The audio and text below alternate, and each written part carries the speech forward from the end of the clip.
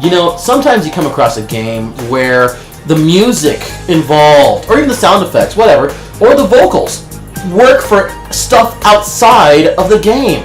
Like, you could be having this on your iPod or whatever you're rocking, you know, on your smartphone, going down. I mean, I could have some of these songs connected to, like, you know, when you call me.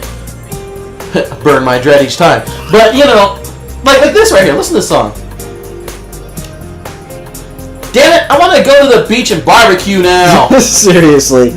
You were mentioning, well, you want to go out and get some hot dogs, hamburgers. I agree, yeah, this music is fucking delightful. It's so wonderfully done. And, you know, like I said earlier, I was very worried this entire season. We started off with the bar way high, and it's like, oh, that's the end of the season. You know, he's Ace, I'm that bastard, you're not. Bye. That's the end of the season, you know? But no, it's good to know that. And then you got games like this where it's like, whoa, hey, that's right, it had great music. And it's just, the music itself, the background music, very worthy of a fight. The narration, the narration's awesome. Oh my god, the narration's so well done. Actually, let me go ahead and go into the gallery mode, so that way we can actually get a more in-depth look at, again, just some of the great audio and visual aspects of this game. And the fact that you can unlock it all. Battle points, isn't it? Battle points? I think so. Yeah. That's your standard bullshit. And while that's not a bad thing in my opinion, it's just kind of weird that we've come to expect extras out of any games that we play nowadays. But at the same time, if you're paying $60, damn it, you better give me more than just what I'm buying here. Yeah, I ain't just buying the story mode. You better give me multiplayer, motherfucker. You better give me everything I desire for my $60. Shit. But just mentioning probably one of the shining points of this game. The audio. Yes. The music. Fan-freaking-tastic. It's what you come to expect from a Persona game. But even more so, I would say Arc System Works. I mean, you gotta, maybe outside of Guilty Gear X, because Guilty Gear X is perfect and flawless, don't fucking touch with it. Don't fuck with it. But, Daisuke Ishiwatari and Lapis Lazuli. Yes! But, you know, but still, even in BlazBlue, there's always been great music, you know, bang your head with a nail. They got Gak to do that, I think? Who did that? Or was it Daisuke Ishiwatari, I think it was. I forget who. Yeah, it was the voice actor. It was the voice actor who did, what's his face? Hanzo or whatever. No, yeah. the voice...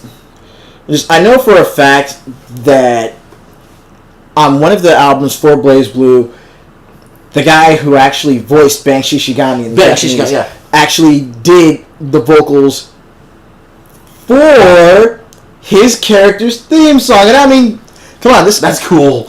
Bang Shishigami. This dude is so manly that he could get into a duel with the guitar solo of his own theme song, using nothing but his voice, and win.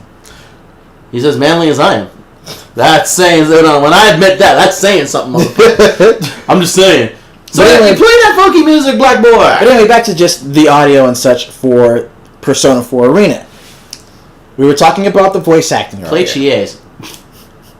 You need to eat more meat. Oh my god! So you got Chie, you got Chie and Akihiko talking to each other, and it's just the first thing you need, protein. The second thing you need, more protein. And the last thing it's like that clip from Ren and Stimpy. He just wants a meat on meat. Yeah. With meat. This is that one episode of Teen Titans. I want a meat shake with a meat burger with a meat topping and a side order of meat. Oh, and a Diet Cola. So you can have good voice acting in a game, but the dialogue can be very poorly written. But this was written. This is a game with... And, these were English! Dual audio, but insanely well-written dialogue. Well-written, natural-seeming, modern dialogue.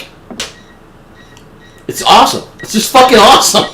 And then you have the actual voice actors themselves who are, again, 2, if not 3 of my favorites are on the main cast right now. Troy Baker, who does the voice for Kanji, a.k.a. Nova in Ultimate Marvel vs. Capcom 3, a.k.a. Ryu Hayabusa in Ninja Gaiden 3. Oh, shit. Yeah. Yuri Lowenthal, the voice of Yosuke, who also does, let's see, Cecil in Final Fantasy Dissidia. And he was also... Yeah, he's also Sun Sen in Dynasty Warriors. I was going to say, it's Yuri Lowenthal. He's done a lot. Yeah. But speaking of which... And then we have Akihiko Sanada, voiced by someone whom I would call incomparable just for his range. He's like a new age Steve Bloom, freaking Liam O'Brien. And when Liam O'Brien starts talking about protein, you know something special's coming. Hit it. Not bad. Well, it's here somewhere. Basic grunts and stuff, but again, just the actual range itself. The range of sound bites they have. I wanted to point out 64, motherfucker. They didn't jump numbers. Or is that 54? No, it's 64. Not 64. They didn't jump numbers here. These are individual sound bites that they recorded. In the hundreds. Let's I think about SE. Oh. Damn it. Multiple types. I mean, this is just per... And keep in mind, this is per character. And there's how many characters in this game? Like, past 10? 10 plus? You better not. Around 10? I don't remember. Yeah. Actually, if I wanted to get to any of the dialogue, I'd have to hit up, like, one of the story... Hit up one of the songs. Let them hear it. Yeah. Let them get you hotter when you hit it. Let's see. We've got... I couldn't find Burn My Dread in this one, if I remember correctly. That really kind of annoyed me. And the other thing is, I would have loved to have played this and just had it playing. Yeah. Aria of the Soul was good. Yeah. Ugh. So good. So hella good. Oh, Teddy Circus. Yeah. I mean, suffice it to say, the songs are very memorable, and they're going to stick with you. You might even look for them, download them, get them from iTunes, whatever. The songs are great! The voice acting's great, the sound effects fucking excellent for a fighting game. I mean, excuse me, a fighting game / RPG / visual novel. I mean, ultimately, it's just great. Really well done.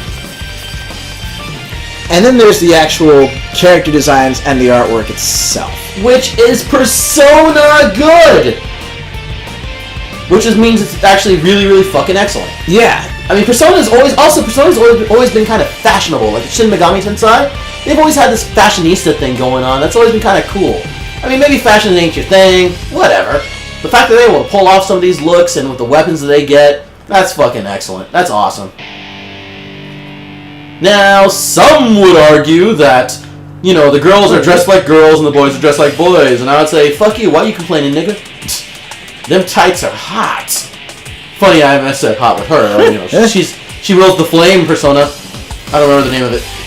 And they got Chie, who actually, Chie has a lot of gender issues, gender identity issues also. Well, kind of, I guess. Not gender identity, but what society believes a girl should act, and she's really tomboyish. Yeah. Yeah, and that actually comes to a clash, to a real clash in this. I mean, it was already in Persona 4. That was the cause behind her shadow. But then in this one, it happens even worse, you know? It's like, wow. And what's even worse is, because we actually haven't covered the storyline, believe it or not. We've been covering everything else but the storyline. That's because the storyline is so meaty. Let's just tackle into it. Actually, I could probably sum it up really quick. Open your gob and get ready to chew on that burger. After beating the whatever it was, I don't even remember, Persona 4, they supposedly have closed off the other world, the TV dimension, and no more murders are going down. But then something happens. Everybody from the original Scooby-Doo crew, even you, who's left Japan, or left this area, to go to school, but he's coming back for this Golden Week, for the Spring Fest or whatever. And, the only problem is, as soon as he shows up practically on the island, boom, they all have the same dream, where General Teddy and commentator Rise are basically introducing them in what's known as the P1 Grand Prix, where friends shall fight friends, or friends become foes, and only one winner can come out. Now, as you play the game and play through the various storylines, it's revealed that certain characters actually weren't in there because they were already in the other dimension. Like Teddy, like Kanji.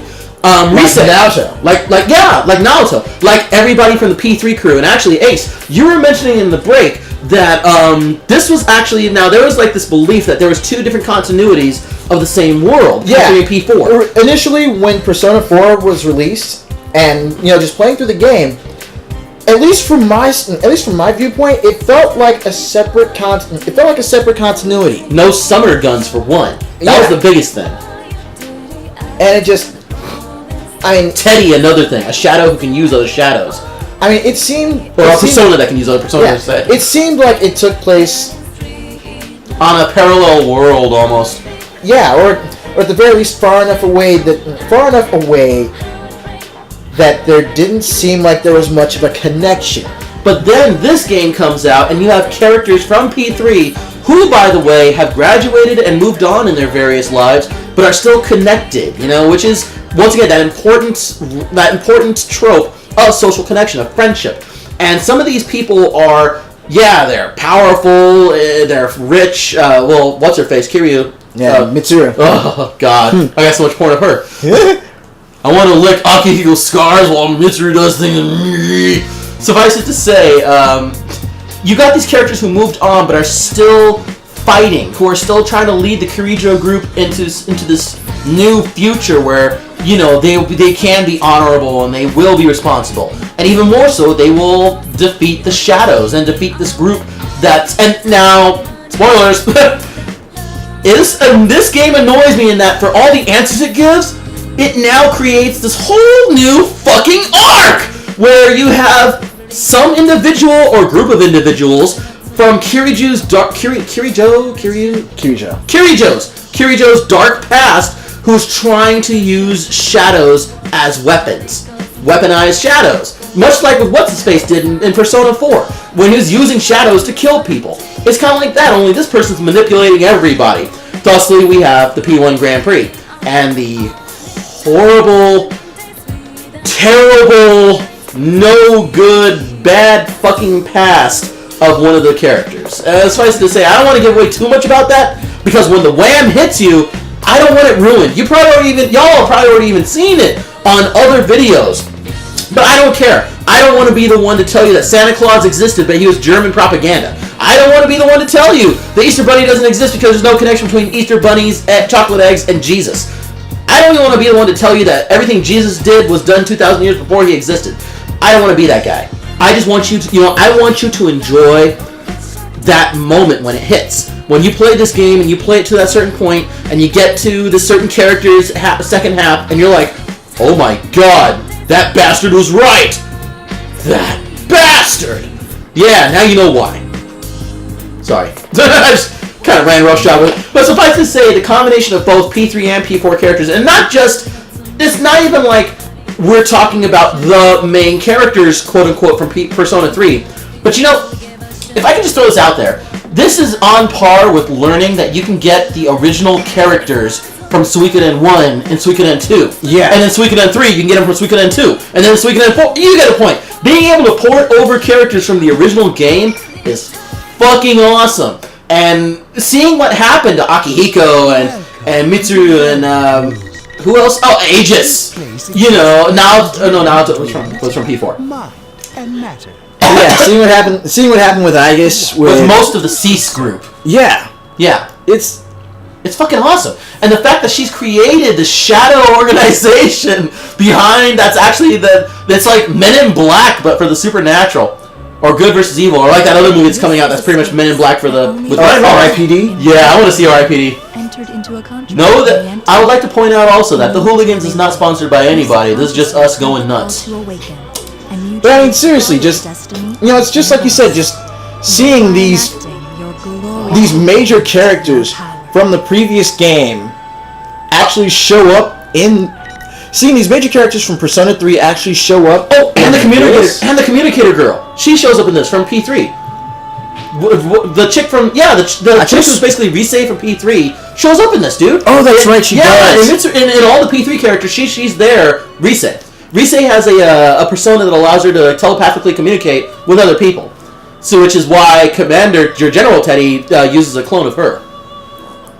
But not only as a offensive weapon to demoralize the crew, but also to stop them from using her for their own. I mean, it's a great tactic, if you ask me. I mean, it's straight out of the art of war right there, yo. You know, pretty much, if you know you've got an elite squad coming at you, have them flying blind. Yeah, if you don't mind me throwing a Neo Tokyo out there, dude, it's kind of like when Undyne got fucked up. Yeah. Internal gaming thing from a thing we played a while back, Neo Tokyo. You know, the forum is still up, dude. The wiki, it's still up, dude. Huh. I wonder who's gonna actually find it now. We actually... Wait, have we mentioned Neo Tokyo before? No. Oh, there you apparently go. we got a video response to our Street Fighter Cross Tekken dual comm. What the hell, already? Who? Fuck. I'll find out eventually, but... We're on this game. Fuck Street Fighter Cross... No, fuck Street Fighter Cross Tekken! So anyway, where was I? Oh yeah. So seeing the P3, P4 characters combine their forces, literally join... I hate to use that term because WCW killed it for me, but seeing them join forces in this game in a way that is, for the game, for the story, logical, it's awesome. But then learning that there's yet another motherfucker out there trying to ice skate uphill, that pisses me off! It's not even that it's an obvious sequel hook, it's an obvious sequel hook! Damn it! You gave me so many answers, why are you giving me questions? But when it was first announced that characters from P3 would actually be in the game... Oh, we were jonesing for Akihiko. Yeah, but it was just one of those things where we thought, okay... and Elizabeth! Well, how can we forget Elizabeth? We were just creeping out about her earlier. But it's one of those things where you would think, okay, they were just, they were probably just added in as, something for the fans. Yeah.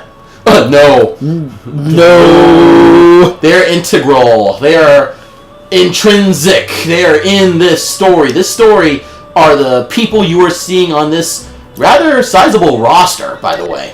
Now, yes, the gameplay is simple, so to speak. Unless you get advanced, in which case it's fucking awesome. It's kind of like Guilty Gear. Arc System Works. It's kind of like Guilty Gear in that, sure, it's easy enough that anybody can pick up and try and button mash and possibly win. But otherwise, for those who take a little bit of time and get to know the characters, because for as simple as the gameplay is, quote unquote, it's each character feels different. There's no for as simple as the layout of the game. But there's no mimicry. There's none. Akihiko is fucking perfect. I don't know. Even between Labras and, spoiler alert, Shadow Labras, dirt. Even between the two of them, not only are there two completely different personas to use, but completely different game set or move sets, and it's fucking awesome. Amelia, she still has that humongous fucking axe. Yeah. Yeah. But they got Akihiko, who has the biggest balls of anyone in this game for one reason and one reason only. Not only because he's walking around bare-chested, taking on niggas in New York, I'd like to point out. Actually, in Brazil. Oh, it's Brazil? Yeah. Taking on niggas in Brazil. Not giving a fuck if you got a gun or not, because he's going to whoop your ass. But, he's basically fighting demons, if you don't mind me using such a generalization. He's fighting demons with his practically bare fists. He just gets in there and pounds shit to a pulp. Like Dennis Rodman on Jason Collins. I'm sorry! If you haven't seen it yet, you should really go over to Blazing Ace Nelson's Ace of Spades, where I'll be putting that stuff up a little bit later. So yeah, we did a big ass 3-part fucking hour and a half soapboxing and bullshit. 3-part vlog.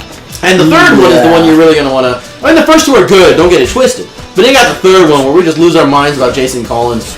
And honestly, you'll go see for yourself. You'll go see for yourself. Suffice it to say, we have quite a lot to say about. Ah, yes! That is so cool! You can literally play this game with one button using Akihiko and never press another button. And he is the coolest. I think I used Caesar's. I never used that ability. I used the air version of the sword charge, though. And suffice it to say... Oh, by the way, did you hear that? Persona! Is that not cool? All I used was Akihiko's vacuum punch. And they got that. Doesn't he Dempsey roll for his... I could have sworn he does the Dempsey roll for one of his things. No, for one of his supers, I think it was. Or maybe it was a counter. Wasn't that one. Yes, air juggling with the supers. Suffice it to say, yeah, and there was a little bit of OTG action in this as well, if I remember correctly. I just don't remember what it was. But the fire girl, she could do it. She had an OTG move. I remember that off the ground. So there was that, and it was like you could set up such nasty combos with that bitch. Like I said, okay, now that is one thing I want to point out in this game. As fun as it is, as awesome as it is, as great as the storyline is. Oh, there you go. As great as the storyline is, as wonderful as the characters are, as good as the music is. God damn, I am not making a good argument, am I? This is horribly,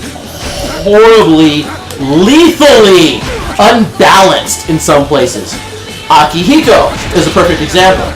One button kills everything. You get in close, you hit things, you win. It's kind of like Skullgirls, you know, with Peacock.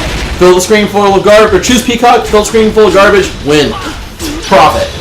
But with Akihiko, you go in close, you press one button, you win. Teddy was fairly overbalanced in my opinion. Yeah, he's fairly out of balance. You know, the hardest person I had, the fire girl, her, Chie and Yusuke were the ones who gave me the hardest time to work with. I think it's just they're so fucking fast. And Chie is a fucking monster if you use her right. All them kicks, all them short pants. But in a way, it seems to me like it's one of those things where you can go in with just one button. Because you can't go in with just one button, mash, and, you know, pull stuff off. But that's only with certain characters, what I'm saying. The Fire Girl, for instance, her range is retarded. Retarded and strong. Like, retard strong! Now that I think about it. Her range is retarded strong. Just holy fucking shit. And even if they get in close, she's got in close melee attacks that will also fuck you up. I mean, it's just, there is no losing with some of these characters. And that kind of takes away from the tension. You know, you compared this to JoJo's earlier. And JoJo's Bizarre Adventure, whether it be the manga, the anime, or the anime, not anime, you fucking weeaboos, or the video games, you know, there's always that sense of any main character can and probably will die at any point, except for Josuke, because he is fucking Josuke, or Jotaro? Jotaro, yeah. Fucking Jotaro, because he's fucking Jotaro, god damn it! Oh, him and Jonathan Joestar, or not Jonathan Joestar, but Joseph, because holy shit, the top 10 most fuckable old grandpas in anime, following Iroha from Uncle Iroha from Avatar, and what else is that? Iroh, yeah, from fucking, you know, Antfish, the Antfish TS. You haven't seen the JoJo's Abridged yet, have you? Ace, god damn it, come on, you gotta watch that, man. He pulls that shit off so well. He's like, what is this? This is a photo of me naked. I ranked number 2 or number 3 of the top 5 most doable old guys, only beaten by Uncle Iro and Monkey D. Garth. And if you understood everything that I just said, you are an ultra nerd in our world. But seriously though, that's... Wait, what the fuck was I talking about? What led me to this point? I don't even remember if JoJo's Bizarre Adventure. So, suffice it to say, yeah, Joseph, who's only gonna die of old age because he's tired of life, apparently. We're talking about a man who... Oh, you didn't read that arc, did you? God damn it, Ace, read more JoJo's! You, listening to this video right now, read more JoJo's! Seriously, I'm up to like to Stone Ocean. I really should read more. Of course, now JoJo's Bizarre Adventure has gone all Jolion. They're all in the sea and shit or whatever. I don't know. That music, holy shit! You know what I think it is? It's a balance. That's what it is. It's a balance between great music, great vocal effects, great sound effects, great video, great audio. Yeah.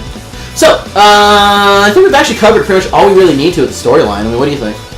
Yeah, I would think so. Because honestly, we ain't even hit the center of the goddamn sandwich. There's so much side stuff to eat too. This is like man versus food, you know. We got to the center of the sandwich, and you know what? And in the battle of man versus food, food wins. So you have that. You have the options. Honestly, high replay value. The whole point of this game is replay, like any good fatless game. Yeah. You should. It's not even that you have to grind, but it took me maybe a week of not giving a fuck style of playing to get through and open up everybody's second half. That's all I wanted too. I just wanted to beat the game once with everybody, and got 92%.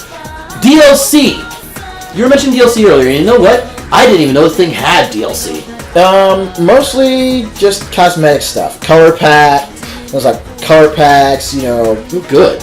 I think there's like one particular DLC where you could like set it up to where all the characters are wearing like glasses or goggles or what have you. So, super sleepy fun time, sleepover pajama party bullshit. Effectively. I have no problem with that, as you know, because I played Final Fantasy X2 and I liked it! But what it is, the DLC with this is basically just extra stuff that you can either unlock in-game or stuff that's not really necessary. Which is okay by me because, you know, that's what a DLC should be. That's what downloadable content after the game is out should be. Not a part of the game that they cut out and said at the last second, hey, we can make money with this. No, motherfucker, you're gonna make money with this when I spend $60 motherfucking dollars on this fucking game. With that stated, this game didn't cost $60 when it came out, did it? Or did it? I don't think it did. This one came out, I think, at like... It was like the $40 or $50 price. Yeah. But that was new, and when it just came out, it was $40 or $50. That's great. I think I picked mine up used for like $19, if that. I don't even think I picked it up for $19 at the time. I think it was like 17 or 15. Yeah, I picked this up pretty much day one. Yeah. Kept it since, been playing it on and off. And it's a good game.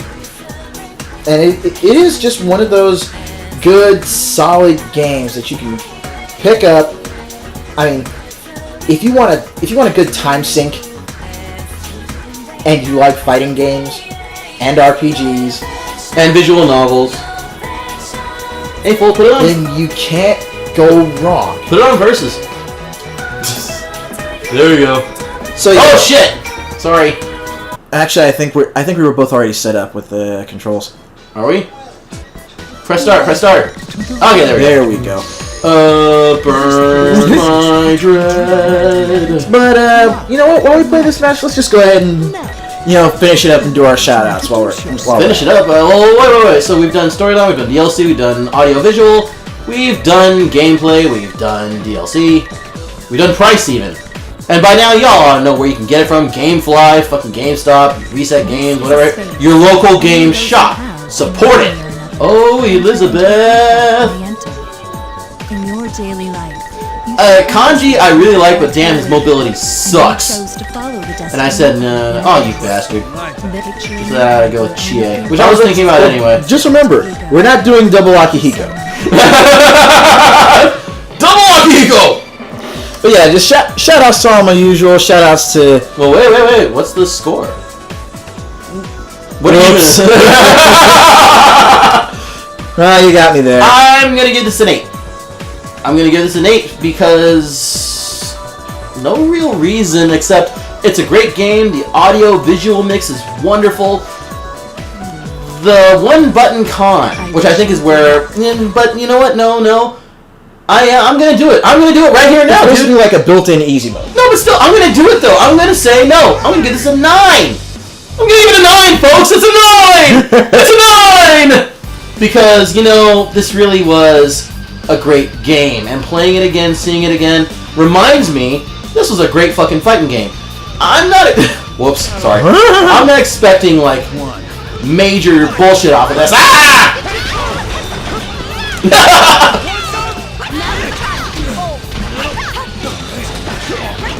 Damn it!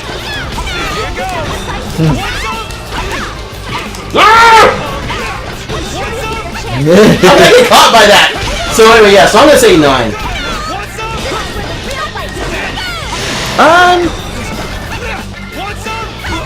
I'm actually gonna go ahead and give this a 9 as well. The only negative I see to this game is, as you mentioned earlier, a few balance issues. I'm pretty sure that if they actually decide to try and patch this thing, that it'll work out just fine. Oh, ow.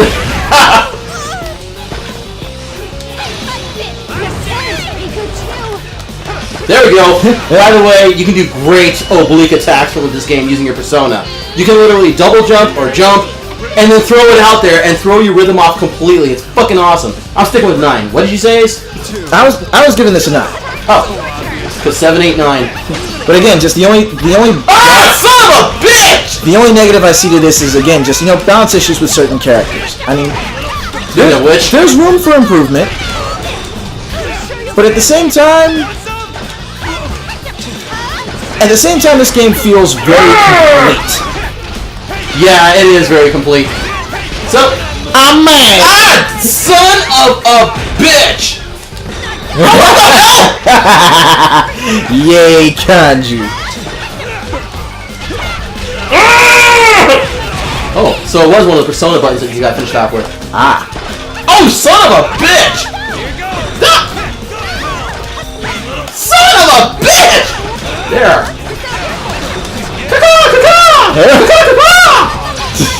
Caw, I guess. Ah, son of a bitch! Ah! I was fucking blocking that! Yeah, no. Ah! Son of a bitch! Shout out to our usuals. Shout out to our usuals! Yeah, Team Hack and Slash. You guys are doing fantastic as usual. DM87. Enjoy that vacation, my friend. When you come back, you're going to be that much better for it. Jersey Boy, looking forward to the new stuff with the E.7 Empires.